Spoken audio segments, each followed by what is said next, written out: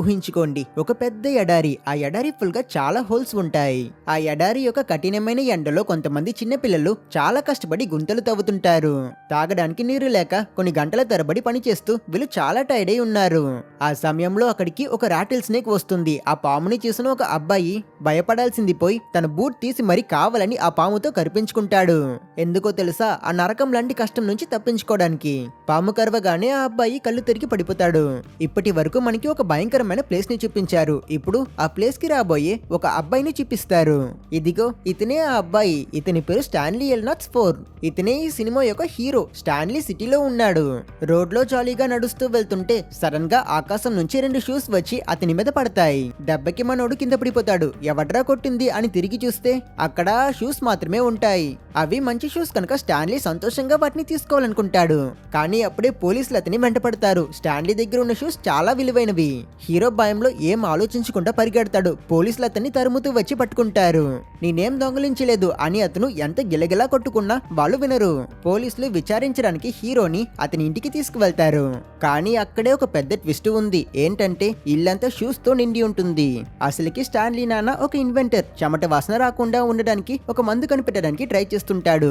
అందుకే ఇన్ని షూస్ ఉన్నాయి. అయినా ఈ పాత షూస్ పైన ఎక్స్పెరిమెంట్లు చేస్తున్నారు. ఇక్కడ మెయిన్ ప్రాబ్లం ఏంటంటే మన హీరోకి దొరికిన ఆ షూస్ ఒక ఫేమస్ బేస్బాల్ ప్లేయర్ ది. ఆ విలువైన షూస్ ని చారిటీకి డొనేట్ చేస్తుంటారు. హీరో ఇల్లంతా షూస్ ఉండడం, పైన హీరో రూమ్ లో కూడా ఆ బేస్బాల్ ప్లేయర్ పోస్టర్ ఉండడంతో పోలీసులు స్టాన్లీనే పక్కా దొంగ అని ఫిక్స్ అయిపోతారు. తర్వాత ఏంటి, అతన్ని కోర్టుకి తీసుకువెళ్తారు. జడ్జి స్టాన్లీకి 2 చాయిసెస్ ఇస్తారు. ఒకటి జైలుకి వెళ్ళడం, ఇంకొకటి 18 నెలలు గ్రీన్ లేక్ క్యాంప్ లో ఉండడం. మన స్టాన్లీ క్యాంప్ అంటే ఏదో స్కూల్ ట్రిప్ అనుకున్నాడేమో. భలే ఉంటుందనుకుని గ్రీన్ లేక్ క్యాంప్ కి వెళ్తాను అని ఒప్పుకుంటాడు. కట్ చేస్తే నెక్స్ట్ సీన్ లో మన స్టాన్లీని ఒక పెద్ద బస్ లో ఆ క్యాంప్ కి తీసుకువెళ్తుంటారు. అక్కడ అసలు లేక్ ఏం లేదు. చుట్టూ ఎక్కడ చూసినా ఎడారి, ఎండ మాత్రమే ఉంటుంది. ఖాళీగా ఉన్న బస్ ని చూసి మీరే అర్థం చేసుకోవచ్చు. ఈ ప్లేస్ కి ఏ పిచ్చోడు రావడానికి ఒప్పుకోడు. వెళ్లే దారిలో ఒక మనిషి గాడిదతో నిల్చొని ఉన్నట్టు అనిపిస్తుంది. కానీ అది మన హీరోకి వచ్చిన భ్రమ మాత్రమే. క్యాంప్ కి వెళ్లి చూస్తే అక్కడ ఉన్న చిన్నపిల్లలు యూనిఫామ్ వేసుకుని కష్టపడి పనిచేస్తూ ఉంటారు. ఆ క్యాంప్ ఇన్ఛార్జ్ హీరోని విచారిస్తూ ఏంట్రా నీ పేరులో స్టాన్లీ ఎల్నాట్స్ 4 అని ఉంది అని అడుగుతాడు. దానికి మన హీరో మా ఫ్యామిలీలో అందరి పేర్లు ఇలాగే వస్తాయి సార్, ఇది మా ట్రెడిషన్ అని చెప్తాడు.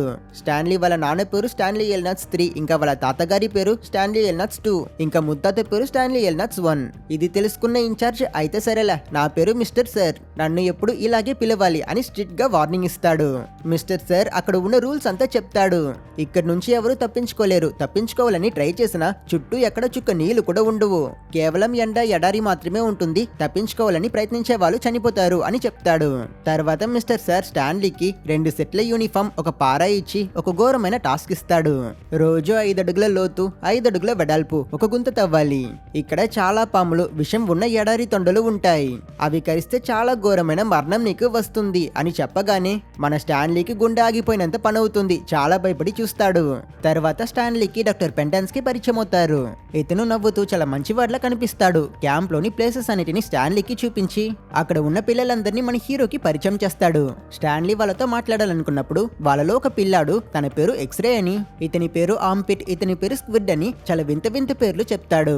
ఇక్కడ క్యాంప్ లో ఉన్న పిల్లలందరూ వాళ్ళ నిజమైన పేర్లతో కాకుండా నిక్ నేమ్స్ తో పిలుచుకుంటారు. ఈ బాయ్స్ అందరిలో చాలా చిన్న అబ్బాయి, వాడి పేరు జీరో. అతనికి ఎందుకు ఈ పేరు పెట్టారా అని ఆలోచిస్తున్నారు కదా, ఎందుకంటే అతను ఎవరితోనూ మాట్లాడు. డాక్టర్ పెంటాన్స్ కి జీరోతో కొంచెం రూడ్ గా ప్రవర్తిస్తాడు. వీడి బుర్రలో ఏం లేదు, అందుకే ఇలా సైలెంట్ గా ఉన్నాడు అని వెటకరం చేసి నవ్వుతుంటాడు. స్టాన్లీ తన బెడ్ ని చూస్తాడు. అది చాలా డర్టీగా ఉంటుంది. స్టార్టింగ్ సీన్ లో ఒక అబ్బాయి పాము కరవడం వల్ల చనిపోయింటాడు కదా, ఆ అబ్బాయిదే ఈ బెడ్. తర్వాత మన హీరో ఇక్కడ పిల్లలతో ఇంటరాక్ట్ అవ్వడానికి ట్రై చేస్తాడు. కానీ అతనికి ఈ నిక్ నేమ్స్ గాలేంటో తెలియదు కనుక అతను ఒక అబ్బాయిని అతని నిజమైన పేరు పెట్టి పిలుస్తాడు. అంతే, కోపంతో ఆ అబ్బాయి మన హీరోని కిందకి తోసేసి ఇది నా పేరు కాదురా, నా పేరు ఆంపిట్ అని గట్టిగా చెప్తాడు. అప్పుడు కానీ మన హీరోకి తెలియదు ఇక్కడ ఉన్న వాళ్ళందరినీ వాళ్ళ నిక్ నేమ్స్ తో మాత్రమే పిలవాలి అని. అక్కడ పిల్లల్లో ఎవరు మన హీరోతో ఫ్రెండ్ అవ్వడానికి ఇష్టపడరు. మధ్యాహ్నం భోజనానికి వెళ్ళినప్పుడు వాళ్ళు పెట్టే ఫుడ్ మన హీరోకి అస్సలు నచ్చదు. కానీ ఆ ఫుడ్ ని కూడా గ్రూప్ లో ఉన్న ఎక్స్రే అనే అబ్బాయి మన హీరో ప్లేట్ నుంచి లాక్కుంటాడు. వాడి లాజిక్ చాలా సింపుల్. స్టాన్లీని చూసి నువ్వు ఈ రోజే వచ్చావు, నువ్వు ఇంకా పని చేయడం స్టార్ట్ చేయలేదు, మరైతే నీకెందుకురా ఈ ఫుడ్, హోల్స్ తవ్వే మాకే ఇది కావాలి, రేపటి నుంచి నువ్వు భోజనం చేయొచ్చు అని లాక్కుంటారు. తర్వాత పిల్లలు స్టాన్లీ దగ్గర అసలు నువ్వు ఏం చేస్తావని నిన్ను ఇక్కడికి తీసుకువచ్చారు అని అడిగితే అందుకు హీరో చాలా బాధతో నేను ఒక ఫేమస్ బేస్బాల్ ప్లేయర్ షూ దొంగిలించాను అని చెప్తాడు. ఇక ఇది వినగానే ఎవరితోనూ మాట్లాడిన చిన్న అబ్బాయి జీరో సడన్ గా స్టాన్లీ దగ్గర దానిలో ఎక్స్ సింబల్ ఉందా అని అడుగుతాడు. ఇది చూసి అక్కడ ఉన్న పిల్లలు అందరూ ఆశ్చర్యపోతారు. ఎందుకంటే జీరో ఇప్పటి వరకు ఎవరితోనూ ఒక్క ముక్కు కూడా మాట్లాడింది లేదు. ఆ తర్వాత అందరూ పడుకోవడానికి వెళ్తారు. కానీ మన హీరోకి ఇది ఒక కొత్త ప్లేస్ కావడం వల్ల అతనికి అస్సలు నిద్ర రాదు. అతను తన ఫ్యామిలీతో కలిసి సంతోషంగా మాట్లాడుకునే రోజులు గుర్తొస్తాయి. ఒక రోజు స్టాన్లీ తాతగారు స్టాన్లీ ఎల్నట్స్ 2 ఆయన నాన్న గురించి అంటే స్టాన్లీ ఎల్నట్స్ 1 గురించి మాట్లాడతారు. అతను స్టాక్ మార్కెట్ ద్వారా పెద్ద లాభం పొందాడు. కానీ వీళ్ళ ఫ్యామిలీకి అదృష్టమే లేదు. వీళ్ళ ఫ్యామిలీకి ఏదో ఒక శాపం ఉంది. అందువల్ల అందరికీ దురదృష్టం మాత్రమే ఉంటుంది. అండ్ అదే బ్యాడ్ లక్ వల్లే రోడ్ లో క్యాషువల్ గా వెళ్తున్న మన హీరో తలపై కూడా ఆ షూస్ పడి అతను ఇప్పుడు జైల్లో ఉన్నాడు. స్టాన్లీ ముత్తాతకి కూడా ఇదే బ్యాడ్ లక్ కనుక అతను ఆ డబ్బంతా తీసుకుని ఊరికి వస్తున్నప్పుడు కిసిన్ కేట్ అనే ఒక ఆవిడ ఆ డబ్బుని రాబరీ చేసుకుని తీసుకువెళ్లిపోయింది. ఆమె పేరు కిసిన్ కేట్ అని ఎందుకు వచ్చిందంటే ఆమెని ఎవరిని మర్డర్ చేసినా వాళ్ళకి ఒక ముద్దు పెడుతుంది. ఆ సింబల్ ఆ డెడ్ బాడీస్ యొక్క ముఖంలోనే ఉంటాయి. కానీ కిసిన్ కేట్ స్టాన్లీ ముత్తాతని రాబరీ చేశాక అతనికి ముద్దు పెట్టలేదు, మర్డరు చేయలేదు. ఆయన్ని ఆ భయంకరమైన ఎండ ఎడారిలోనే వదిలేసి వెళ్లిపోయింది. అయినప్పటికీ స్టాన్లీ ముత్తాత ఈ ఎడారిలో చుక్క నీరు లేకుండా తిండి లేకుండా 16 రోజుల పాటు బ్రతికి బయటపడ్డాడంట. ఈ విషయానంతా స్టాన్లీ తాతగారు మన హీరోకి చాలా గర్వంగా చెప్పారు. స్టాన్లీ కూడా ఈ స్టోరీస్ అన్నిటిని అప్పట్లో చాలా ఆసక్తితో వినేవాడు. అట్ ప్రెసెంట్ చూపిస్తే నెక్స్ట్ రోజు ఎర్లీ మార్నింగ్ పిల్లలందరూ బ్రేక్ఫాస్ట్ చేసి వాళ్ళ పారాలు తీసుకుని పనికి బయలుదేరతారు. అందరూ గుంత తవ్వడానికి క్యాంప్ నుంచి చాలా దూరంగా నడుచుకుంటూ వెళ్తారు. మిస్టర్ సార్ హీరోకి కొన్ని రూల్స్ కూడా చెప్తాడు. గుంత తవ్వేటప్పుడు ఏదైనా ఇంట్రెస్టింగ్ గా కనిపెడితే వెంటనే నా దగ్గరికి వచ్చి ఇన్ఫార్మ్ చేయాలి. నేను దాన్ని ఈ జైల్ యొక్క హెడ్ వార్డెన్ కి తీసుకువెళ్లి చూపిస్తా.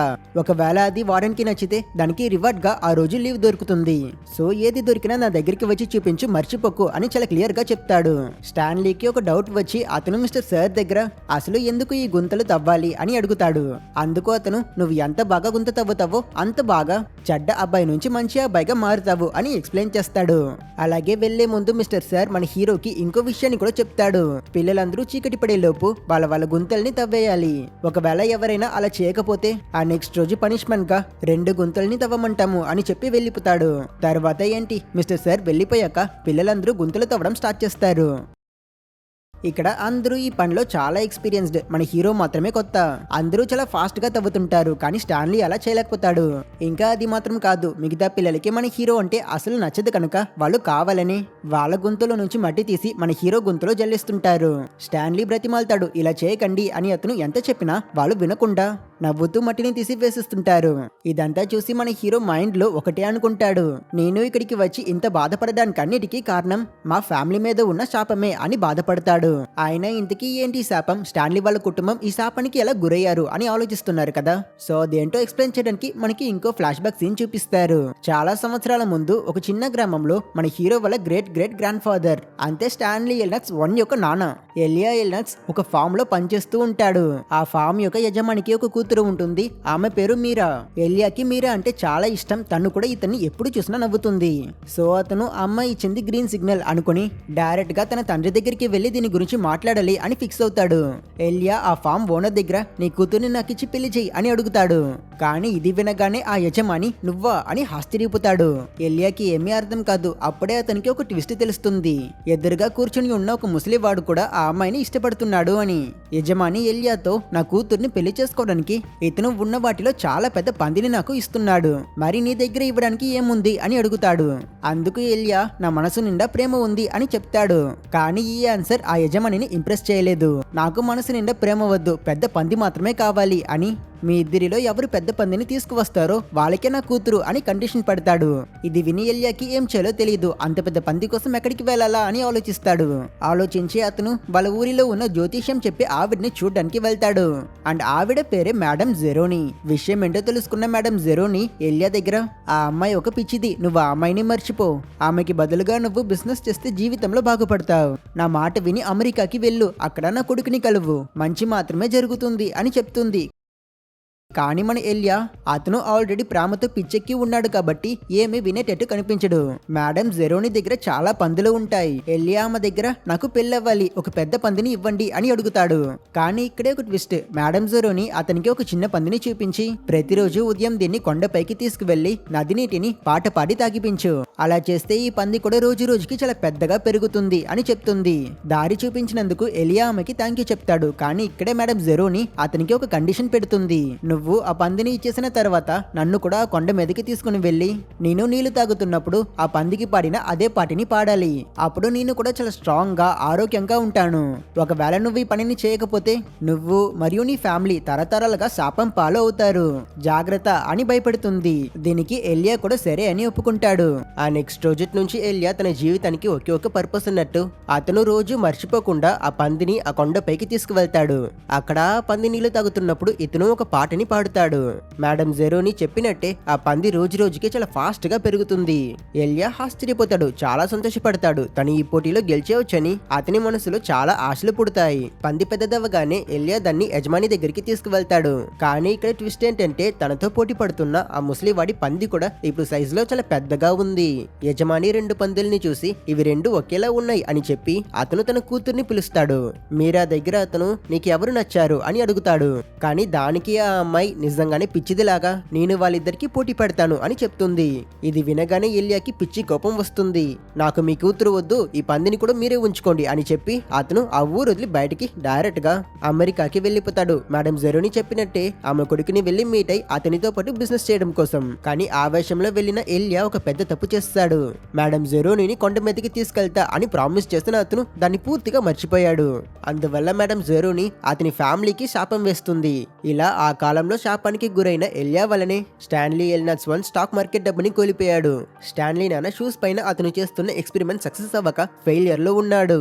ఇంకా మన హీరో సంగతికి వస్తే అతను ఎడారిలో గుంతలు తవ్వుతూ ఉన్నాడు. తర్వాత సీన్ లో పిల్లలందరూ ఎప్పట్లా తవ్వుతూ ఉన్నప్పుడు అక్కడికి మిస్టర్ సార్ ట్రక్ లో వస్తాడు. అతను నీళ్లు తీసుకువచ్చి అందరికి ఇస్తాడు. మిస్టర్ సార్ స్టాన్లీని చూసి మొదటి రోజు పని ఎలా ఉంది అని అడుగుతాడు. దానికి అతను చేతులన్నీ బొబ్బలే వచ్చాయి అని బాధగా చెప్తాడు. కానీ మిస్టర్ సార్ అందుకు వెటకారంగా నవ్వుతాడు. అక్కడ ఉన్న పిల్లలందరిలో చాలా వేగంగా పనిచేసేది ఎవరంటే ఇంకెవరు, మన జీరోనే. వాడు అసలు కష్టమే లేదన్నట్టు త్వరగా పని ముగించుకొని క్యాంప్ కి వెళ్ళిపోతాడు. అతని తర్వాత ఒక్కొక్కరిగా మిగతా పిల్లలందరూ కూడా వెళ్ళిపోతారు. కానీ మన హీరోకి గుంత తవ్వడం ముగిసేందుకు ఈవినింగ్ అయిపోతుంది. ఇంకొంచెం లేట్ అయి ఉంటే వాడిని 2 గుంతలు తవ్వమని చెప్పుంటారు పాపం. ఇప్పుడు అక్కడ ఎవరూ లేరు కనుక స్టాన్లీ చాలా కష్టపడి ఆ హోల్ నుంచి బయటకు వస్తాడు. అక్కడి నుంచి క్యాంప్ కి వెళ్లి చూస్తే అక్కడ మిస్టర్ సార్ తుపాకీతో స్టాన్లీని చూస్తాడు. వీడేంటి నిన్ను చంపేయబోతున్నాడా అని స్టాన్లీకి గుండాగినంత పనవుతుంది. భయపడి వణుకుతూ నిల్చుంటాడు. కానీ అతను కాల్చింది స్టాన్లీని కాదు, అతని పక్కన ఉన్న ఒక విషపూరిత ఎడారి తొండని. అది చూడ్డానికి చాలా డిఫరెంట్ గా భయంకరంగా ఉంటుంది. మిస్టర్ సార్ అతని దగ్గర నేను ఈ గన్తో మనుషుల్ని షూట్ చేయను, జస్ట్ ఈ తొండల్ని మాత్రమే షూట్ చేస్తాను అని చెప్తాడు. ఇలానే చాలా రోజులు గడిచిపోతాయి. రోజు ఉదయం లేచి పనికి వెళ్లడం, చూడ్డానికి చాలా అసహ్యంగా ఉన్న ఫుడ్ ని తినడం, ఈ రొటీన్ కి స్టాన్లీ బాగా అలవాటు పడిపోతాడు. ఈ జైల్లో వీళ్ళందరినీ ఇలా టార్చర్ చేస్తుంటే స్టాన్లీ మాత్రం తన అమ్మకి లెటర్ రాస్తూ ఉంటాడు. నిజం చెప్పకుండా అతను నేను ఇక్కడ చాలా సంతోషంగా ఉన్నాను అమ్మా, ఇది అసలే జైల్లోనే లేదు అని అబద్ధాలతో లెటర్ రాసి పంపిస్తాడు. మిగతా పిల్లలు మన హీరోకి ప్రాబ్లమ్స్ ఇస్తారు, కానీ వాడు వాళ్ళని పట్టించుకోడు. మన హీరో స్టాన్లీని ఒకే ఒకడు మాత్రం చాలా మౌనంగా గమనిస్తూ ఉంటాడు. వాడే మన జీరో. ఈ ప్లేస్ లో స్టాన్లీ లానే వాడికి కూడా ఫ్రెండ్స్ ఎవరూ లేరు. ఒకరోజు గుంత తవ్వేటప్పుడు స్టాన్లీకి ఒక డిఫరెంట్ అయిన రాయి ఒకటి దొరుకుతుంది. వెంటనే అతను దాన్ని తీసుకువెళ్లి డాక్టర్ పెండాన్స్కీకి చూపిస్తాడు.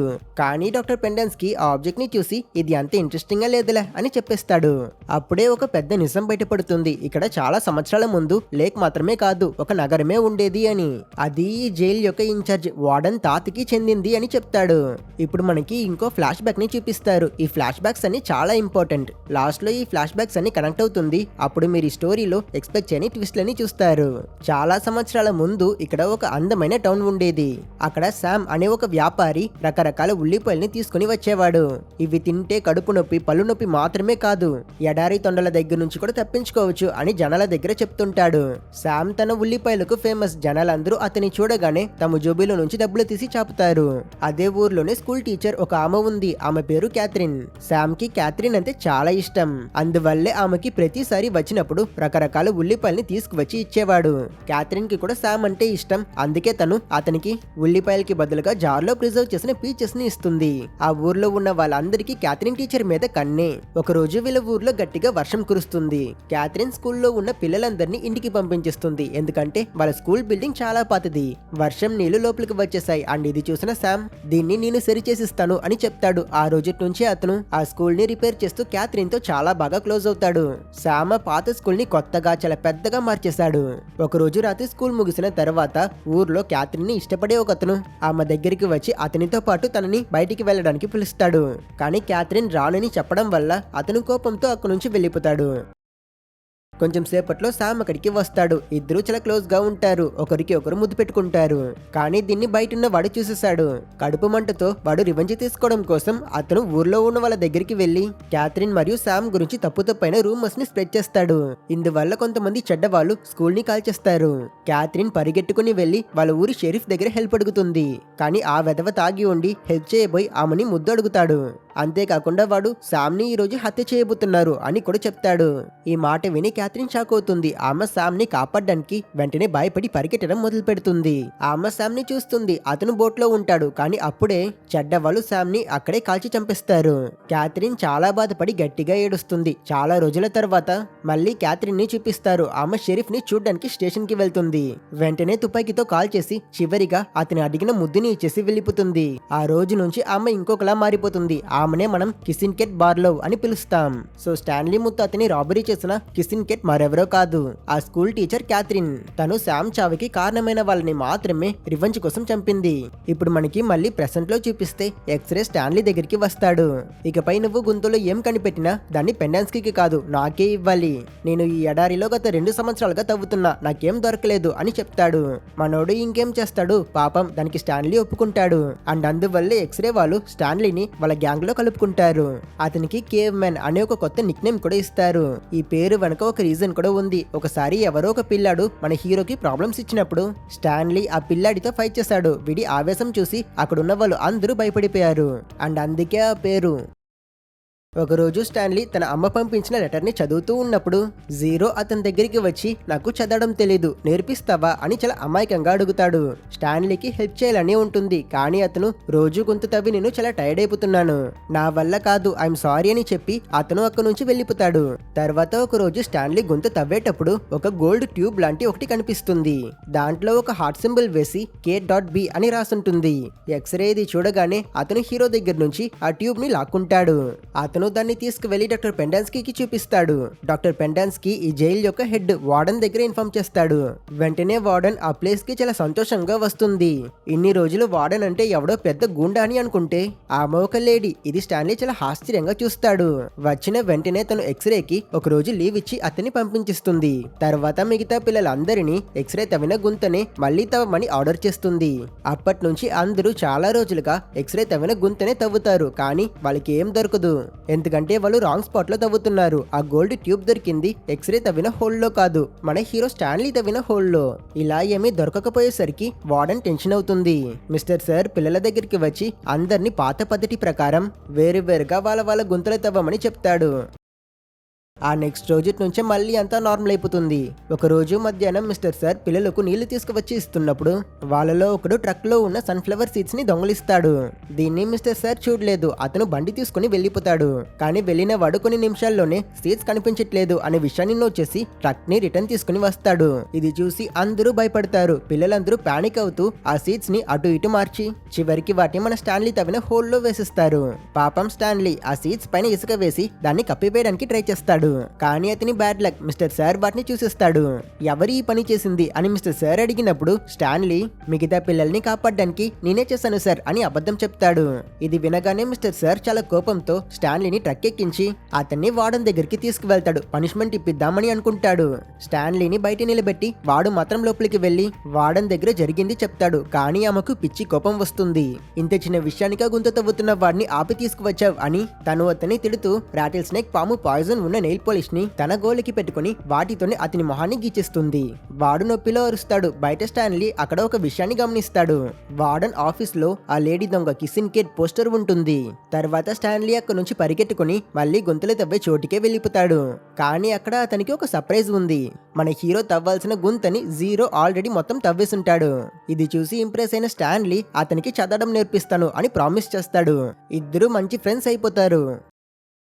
ఆ మరుసటి రోజు మధ్యాహ్నం మిస్టర్ సార్ మళ్ళీ పిల్లలకి నీళ్ళు ఇవ్వడం కోసం వస్తాడు. అతని ముఖంలో ఆ రాటిల్ స్నేక్ పాయిజన్ వల్ల ఒక ఇన్ఫెక్షన్ అయి ఉంటుంది. మిస్టర్ సార్ నొప్పిలో ఉంటాడు. అందువల్లే దీనికి కారణమైన స్టాన్లీ పైన అతను రివెంజ్ తీసుకోవడం కోసం మన హీరోకి మాత్రం అతను నీళ్ళివ్వడు. ఇది చూసిన జీరో స్టాన్లీకి తన నీళ్ళు ఇస్తాడు.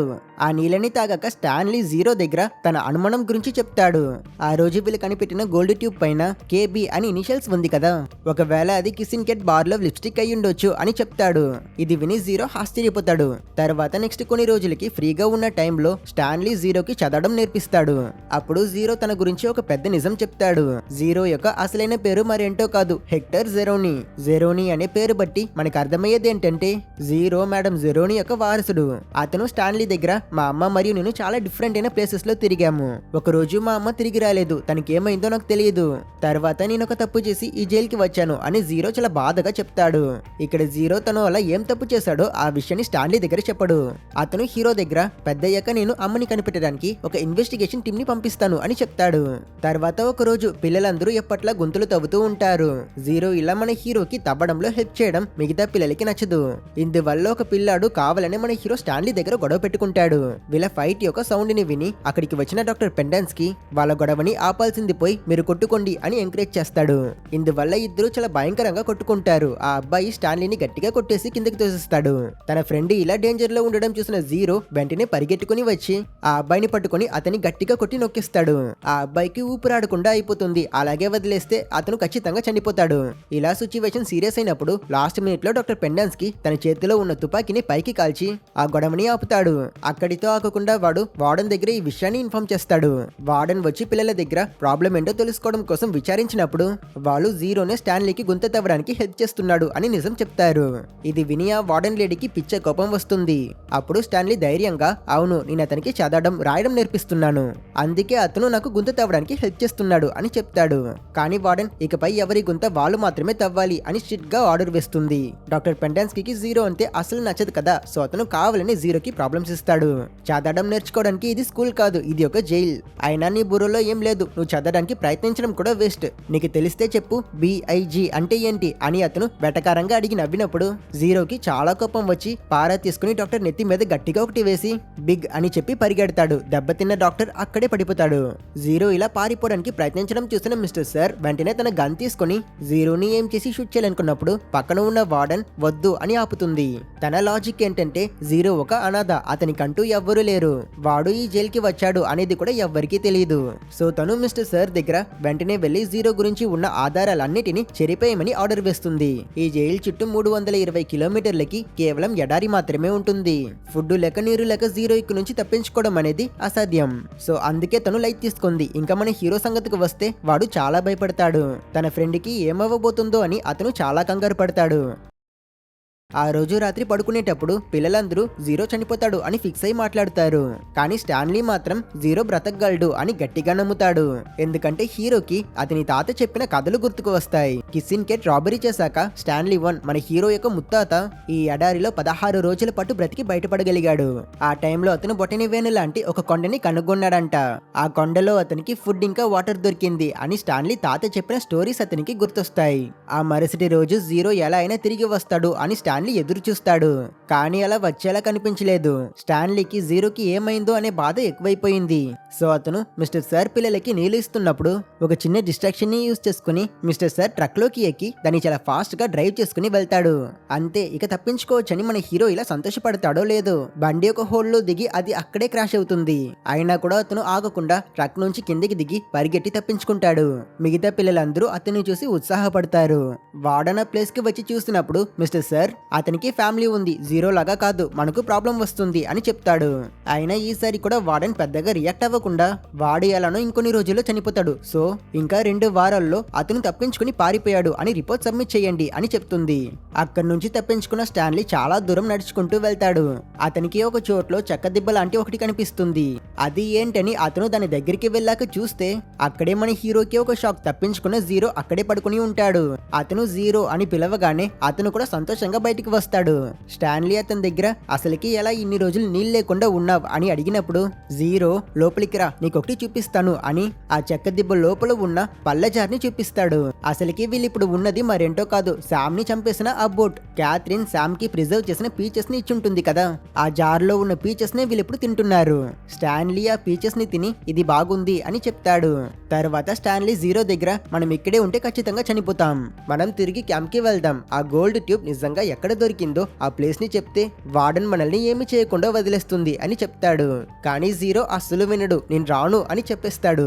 అయితే ఈ ఎడారిలో ఎలా తప్పించుకోవాలరా బాబు అని హీరో బయటికి వచ్చి చూస్తాడు. అప్పుడు అతనికి దూరంలో థమ్సప్ షేప్ లో ఉన్న కొండ ఒకటి కనిపిస్తుంది. ఇదే స్టాన్లీ యొక్క తాత కథల్లో చెప్పిన ఆ కొండ. ఇక ఇది చూసిన మన హీరో చాలా ఎగ్జైట్ అయి మనం అక్కడికి వెళ్దాం అని చెప్తాడు. ఇద్దరు చాలా కష్టపడి ఆ కొండ ఎక్కడం స్టార్ట్ చేస్తారు. ఆ కొండ ఎక్కడం అనేది అంత ఈజీ అయిన పని కాదు, అది చాలా డేంజరస్. ఒక పాయింట్ లో స్టాన్లీ కాలు జారి పూర్తిగా కింద పడిపోతాడు. అప్పుడు జీరో అతన్ని పట్టుకుంటాడు, కానీ ఈ ప్రాసెస్ లో జీరోకి దెబ్బలు తగులుతాయి. స్టాన్లీ వెంటనే జీరో గాయానికి కట్టుకట్టి అతన్ని తీసుకుని మళ్ళీ కొండ ఎక్కడం స్టార్ట్ చేస్తాడు. జీరో అయితే నీరసమై అసలు నడవలేకపోతాడు. అతను అన్కాన్షియస్ అయిపోయినప్పుడు స్టాన్లీ అతన్ని తన భుజాల మీద ఎత్తుకుని పైకి వెళ్తాడు. అక్కడ వెళ్లి చూస్తే కొండ పై భాగంలో వీళ్ళకి నీళ్లు కనిపిస్తుంది. అంతేకాదు గతకాలంలో శామ్ తీసుకువచ్చే తినడానికి పనికొచ్చే రకరకాల ఉల్లిపాయలు కూడా అక్కడ దొరుకుతాయి. ఇద్దరు ఆకలితో ఉండడం వల్ల ఆలోచించకుండా వాటిని తింటారు. జీరో నీళ్లు తాగుతున్నప్పుడు స్టాన్లీ క్యాషువల్ గా ఒక పాటని పాడుతాడు. ఆ పాట మరేంటో కాదు, ఎలియా పాడిన అదే పాట. తరతరాలుగా ఆ స్టోరీస్ తో పాటు ఈ సాంగ్ కూడా మన హీరో వరకు వచ్చుంటుంది. అండ్ ఈ టైంలో ఒక మ్యాజిక్ జరుగుతుంది. స్టాన్లీ వాళ్ళ నాన్న చాలా సంవత్సరాలుగా కనిపెట్టడానికి ట్రై చేస్తున్న ఆ కెమికల్ లో పొరపాటులో కొన్ని వస్తువులు పడతాయి. అందువల్ల ఆ షూస్ లో చెడు వాసన పూర్తిగా మాయమవుతుంది. తన ఎక్స్పెరిమెంట్ ఫైనలీ సక్సెస్ అయ్యిందని వాళ్ళ ఫ్యామిలీ అంతా చాలా సంతోషపడతారు. విషయం ఏంటంటే మేడం జీరోని వీళ్ళ ఫ్యామిలీ మీద వేసిన శాపం ఇప్పుడు పోయింది. జీరో మేడం జీరోని వంశానికి చెందినవాడు కనుక గతంలో తను పెట్టిన కండిషన్ కొండ మీద ఉన్న నీళ్లు తాగుతున్నప్పుడు పాట పాడాలి. ప్రెసెంట్ లో స్టాన్లీ ఇప్పుడు మేడం జీరోని చెప్పిన ఆ పాటని పాడాడు. ఆ పాట పాడగానే జీరో కూడా ఇప్పుడు చాలా స్ట్రాంగ్ గా ఆరోగ్యంగా అయిపోతాడు. సో ఇక ఈ ఎలియట్స్ వాళ్ళ ఫ్యామిలీ మీద ఎలాంటి దురదృష్టం లేదు. ఈ ఇద్దరు ఫ్రెండ్స్ ఉల్లిపాయలను బాగా తినేసి మరుసటి రోజు ఎనర్జీతో లేస్తారు. అండ్ అప్పుడే జీరో ఒక పెద్ద నిజం చెప్తాడు. నువ్వు జైలుకి రావడానికి మెయిన్ కారణం నేనే, ఆ డొనేట్ చేసిన షూస్ ని చారిటీ నుంచి దొంగతనం చేసింది నేనే అని ఒప్పుకుంటాడు. కొంచెం సేపు తర్వాత పోలీసులు ఆ షూస్ కనిపించట్లేదని వెతకడం స్టార్ట్ చేశారు. అప్పుడు నాకు చాలా భయం వేసింది, ఏం చేయాలో తెలియక నేను ఆ షూస్ ని ఒక బ్రిడ్జ్ మీద నుంచి కిందకి విసిరాను అని చెప్తాడు. అప్పుడే స్టాన్లీకి కూడా అర్థమవుతుంది, అయితే ఆ షూసే వచ్చి నా మీద పడిందా అని అనుకుంటాడు. ఇక్కడ క్యాంప్ లో చూపిస్తే స్టాన్లీ నేరస్తుడు కాదు అని ఒక ప్రూఫ్ దొరుకుంటుంది కనుక అతన్ని తీసుకుని వెళ్ళడానికి ఒక లాయర్ వచ్చుంటారు. కానీ వార్డెన్ కోర్ట్ ఆర్డర్ లేకుండా పంపును అని చెప్పి మేనేజ్ చేస్తుంది. లాయర్ కూడా చాలా కోపంగా బయలుదేరి వెళ్ళిపోతారు. కానీ ఇప్పుడు వార్డెన్ కి ఏం చేయాలో తెలియక టెన్షన్ పడుతూ చూస్తుంది. మరోపక్క స్టాన్లీ జీరోతో చెప్తాడు, ఈ క్యాంప్ కి రావడానికి కారణం మా ఫ్యామిలీ శాపం అని అనుకున్నాను, కానీ ఇప్పుడు అది ఒక లక్ అని ఫీల్ అవుతున్నాను అని చెప్తాడు. అప్పుడే మన హీరోకి అర్థమవుతుంది, ఇన్ని రోజులు వార్డెన్ వెతుకుతున్నది కిసిన్ కేట్ దొంగలించిన డబ్బులు అని. అందువల్ల స్టాన్లీ చివరిగా మనం ఒక గుంత తవ్వుదాము అని ప్లాన్ చేస్తాడు.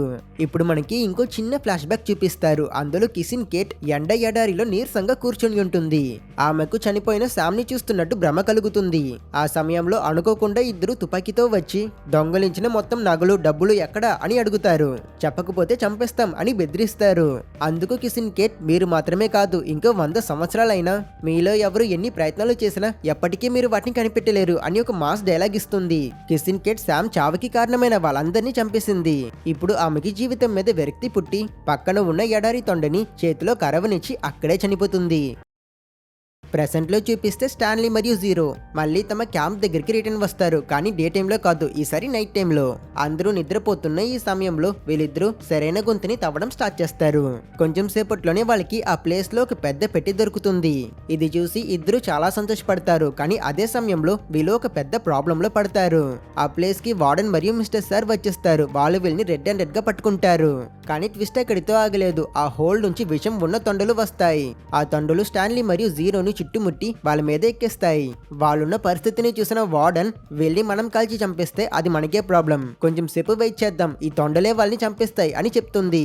కానీ తెల్లవారేపుతుంది, తొండలు వెళ్ళినట్టు కనిపించవు, వెళ్ళి కరవడం కూడా చేయట్లేదు.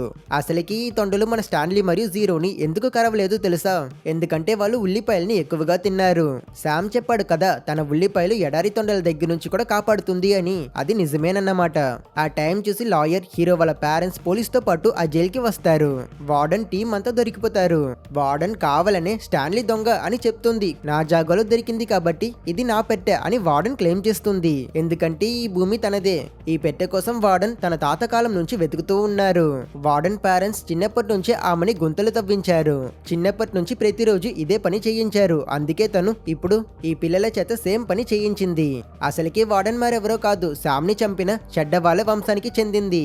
అట్ ప్రెసెంట్ తను ఈ పెట్టిని క్లెయిమ్ చేయడానికి ట్రై చేసినప్పుడు జీరో ఆ పెట్టె మీద ఉన్న పేరుని చదువుతాడు. దాంట్లో స్టాన్లీ ఎల్నట్స్ అనే పేరు రాసుంటుంది. ఇది స్టాన్లీ ముత్తాత పేరు, సో ఇది స్టాన్లీది అని అతను చెప్తాడు. మిస్టర్ సార్, చిన్నపిల్లల క్యాంప్ లో ఇల్లీగల్ గా తుపాకీ ఉంచుకోవడం వల్ల మరియు డాక్టర్ పెండాన్స్ కి నిజమైన డాక్టర్ కాదు అని తెలియడంతో వాళ్ళు అరెస్ట్ చేస్తారు. ఇంకా పిల్లల్ని ఇంతలా టార్చర్ చేసిన వార్డెన్ని మాత్రం వదులుతారా? తను కూడా అరెస్ట్ అవుతుంది. జీరో మరియు స్టాన్లీ సంతోషంగా రిలీజ్ అవుతారు. గవర్నమెంట్ కూడా ఆ పెట్టిని స్టాన్లీ ఫ్యామిలీకి అప్పగిస్తారు. అది తెరిచి చూస్తే దానిలో దొంగలించిన డబ్బులు మరియు నగలు ఉంటాయి. అది చూడగానే అందరూ చాలా సంతోషపడతారు. ఈ డబ్బులు పెట్టుకుని జీరో వాళ్ళ అమ్మని కనిపెడతాడు. అందరూ హ్యాపీ అవుతారు. జీరో ఫ్యామిలీ మరియు స్టాన్లీ ఫ్యామిలీ చాలా హ్యాపీగా ఒక నైబర్స్ లా బ్రతుకుతున్నట్టు చూపించి ఈ సినిమాని ఎంచేస్తారు. సో ఈ సినిమా పేరు హోల్స్ 2003లో రిలీజ్ అయ్యింది. ఈ సినిమా మీకు ఎలా అనిపించింది అనే దాన్ని మర్చిపోకుండా కింద కమెంట్స్ లో చెప్పండి.